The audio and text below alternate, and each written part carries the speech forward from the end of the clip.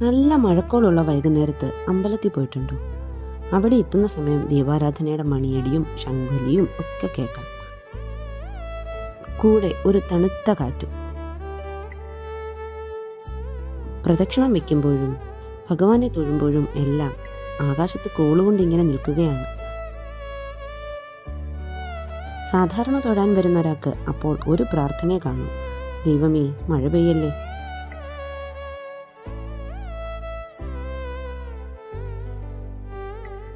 ആകാശത്തിനാണെങ്കിൽ നീലയാണോ കറുപ്പാണോ എന്നറിയാത്ത നിറം, പെയ്യാനും പെയ്യാതിരിക്കാനും വയ്യാത്തൊരവസ്ഥയിൽ മേഘങ്ങൾ.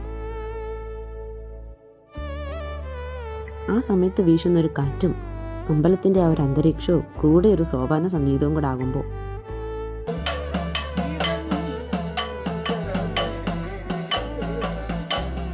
അന്നത്തെ സന്ധ്യാനേരം സഫലമായി.